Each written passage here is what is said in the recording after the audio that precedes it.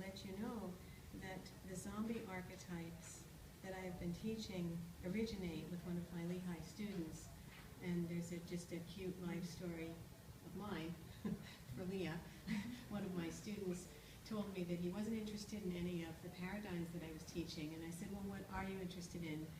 Zombies.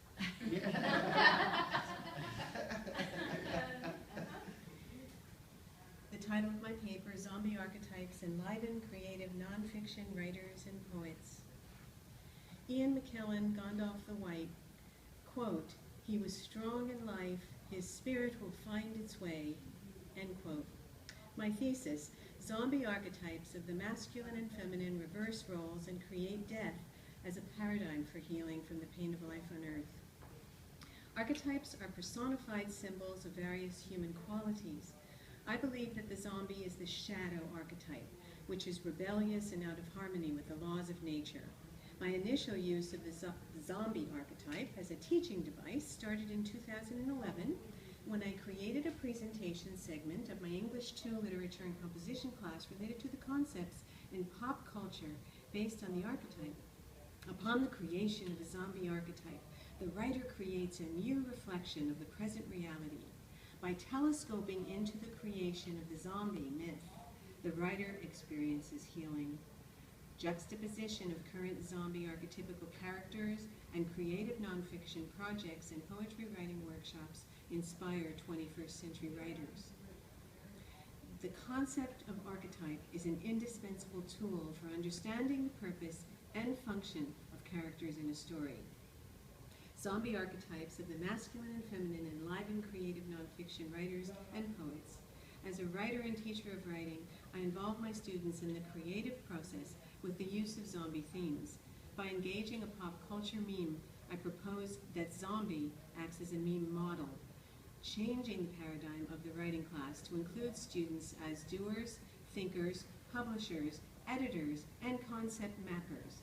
As a vital part of 21st century pedagogy, the zombie offers me the chance to reach my students by telescoping into a subgenre of horror with characters who oppose humans, who wish to create a most fulfilling life without bringing harm of self to others.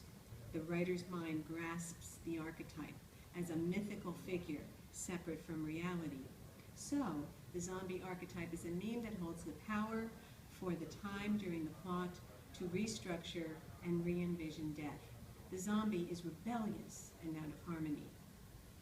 The modern conceptual design of zombie owes itself almost entirely to George Romero's 1968 film Night of the Dead. Review of the research suggests that key films include 1978 Dawn of the Dead, 2004 Shaun of the Dead. More current films, I Am Legend and World War Z, emerge from the evolution of the zombie archetype based in zombie subgenre. European concepts are based in the vampire literary tradition. However, I'm looking for roots in short story writers and poets as well. For the purpose of my study, I also delve into literary research clues. Furthermore, Haitian folklore, Zora Neale Hurston, 1943 interview, famous author, discusses zombies. And the works of Zora Neale Hurston underlie important elements of this archetype that still carry vital information for scholars who wish to create a pedagogical and fundamentally purposeful basis for zombie characters in story and poetry for scholarship in literary classes. Both Poe and Hurston modify the zombie archetype as a reflection of their cultures. Poe may be credited with the creation of a zombie in his short story, The Fall of the House of Usher. Zora Neale Hurston's short story, Black Death, reveals the curious pressures Hurston felt both as a writer and folklorist, making it in many ways her most interesting story of the 1925-27 period. It summarizes her uncertainty over how to use Eatonville material, and the story appears to be a functional account at Eatonville hoodoo man named Old Dan Morgan, who can kill any person indicated without ever leaving his house or seeing his victim. Arguably, Zora Neale Hurston may be the creator of one of the first creative nonfiction works about a real-life zombie. In Tell My Horse, her 1938 recounting of her fieldwork in Haiti, she talked about what she'd seen. And I really recommend this book. It's really amazing. and Zora Neale Hurston is one of the authors who I've been writing about and talking about. This is my 6th CEA conference, and she's always coming up. And I didn't even know that it would be the key to my zombie paper. The paper itself continues. You have to let me know when to stop. I'll just keep going because I don't have a watch. But this is a photo of the zombie that's in the video that I mentioned, and it's readily available online. She had explained in Tell My Horses that she witnessed this account while she was there. It was a first-hand primary source. Zombies appear in Western fiction as far back as the 17th century. They appear in the satirical novel by French author Pierre Corneille in 1697. Zombies later emerge in fiction in 1797 in Haiti by author Moreau de Saint-Merci. Online educational resources, which you have in front of you, that's the handout. Online educational resources for zombie critical articles include Internet Archive's Project Gutenberg and Google Books. In the area of pedagogy, scholars argue that zombie short stories feature complex characters under extreme situations that many of us can identify with.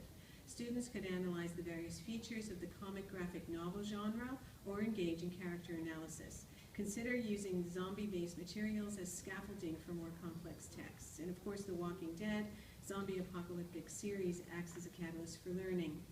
My references also focus on a new book called Undead, Revived, Resuscitated, and Reborn, an intriguing new book published by a Methodist press, Abington Press. It's a book about zombies, a Christian book about the undead, and in it, Clay Morgan explores death and the supernatural, explaining how faith and the living dead intersect. Clay Morgan, I wrote a book about zombies for much the same reason that C.S. Lewis wrote a book about the Screwtape Letters, to find light in the darkness. Tales of the supernatural are ready-made for Christianity. Zombies are ridiculously popular and currently relevant, so zombies are a great way, Clay says, to get someone's attention. From there, we can have a marvelous discussion about spiritual life and death. And of course, the AMC's hit show, as we spoke about, The Walking Dead, is a model that reflects student stories of pain in their personal lives. Pedagogy based on place memory of the supernatural suggests reflection and active learning and publication as the goal. I'll be speaking about this at the NEMLA in Toronto.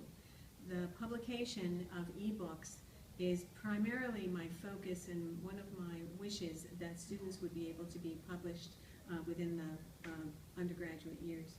Involve students quickly. Introductions allow identity early in the course protocol.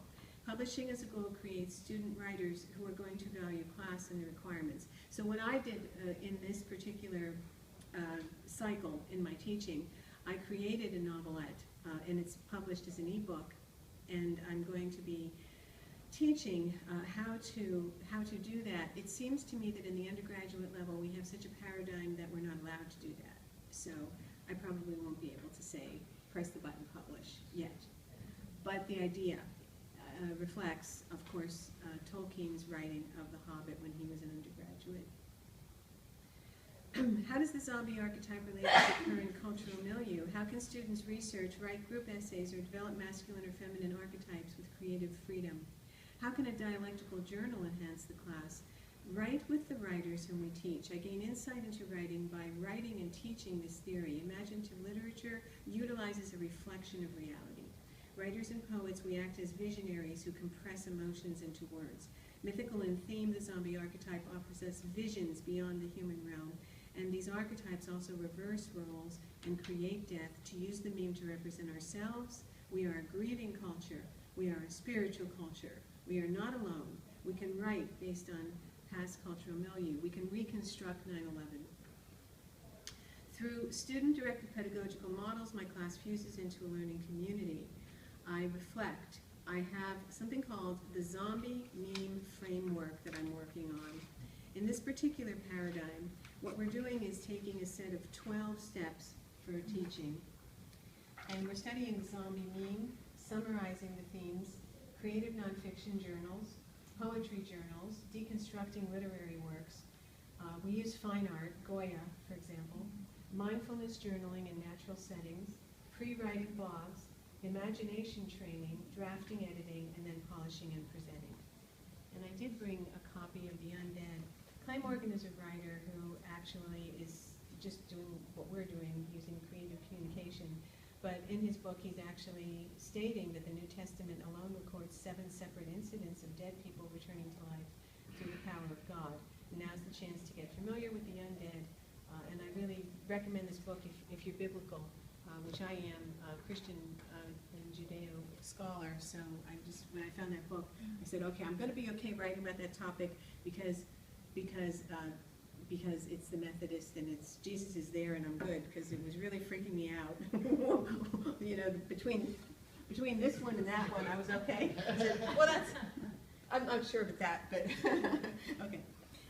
So that in that sense, I think curriculum design becomes valid, and of course at Lehigh we're all using The Walking Dead, and several of us now are published in this genre unexpectedly, because the department doesn't actually have any courses in it, but it's what we're publishing.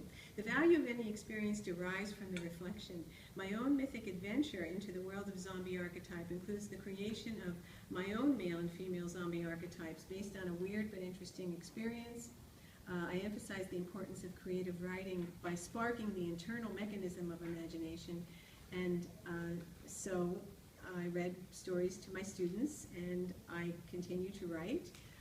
I talk about amazing things that may or may not be true. Zombie archetypes may act as these foundations, and when I experienced a ghost story, what I thought was a ghost story, one stormy night in New Hampshire, we go to the White Mountains and we hike every year, I considered that I would try to talk about my own spiritual awakening. And I have my notes and everything that I show my students, how I kept a journal and I drew pictures of the people that I imagined were in my ghost story. I consider in my writing, I'm writing a sentence that says, the difference between truth and fiction may be blurred in the case of zombie lore. And I apologize if I've offended any of you, because I in no way would want to discount the fact that the good Lord might be watching over me. Okay. The curtain in the room wrapped around as the wind howled through the open window. It was after midnight. And in creating this imaginative experience, I was able to speak at the PCEA at Penn State and make a lot of people really happy with my paper, which I was really excited about. And I haven't actually read the story in public yet, so I probably will read it at the MLA conference, because I think it's going to be published as a small book. So then in my writing projects and illustrations, some of the things that I do mirror what Leah was talking about. We either do something like a creative nonfiction story, and we might submit it to Glitter Train, trying to always think of publishing. Film analysis for publication in online blogs like Vimeo. I used a Digo too, D-I-I-G-O, to list all these online. It's a free internet list that we use. It's required for University of Maryland University College in the digital setting where I teach. We also are trying to write short summaries of original archetypical characters' language patterns, writing poetry for publication, and I always have a poetry festival every class, and then finally the e-books. So thank you very much.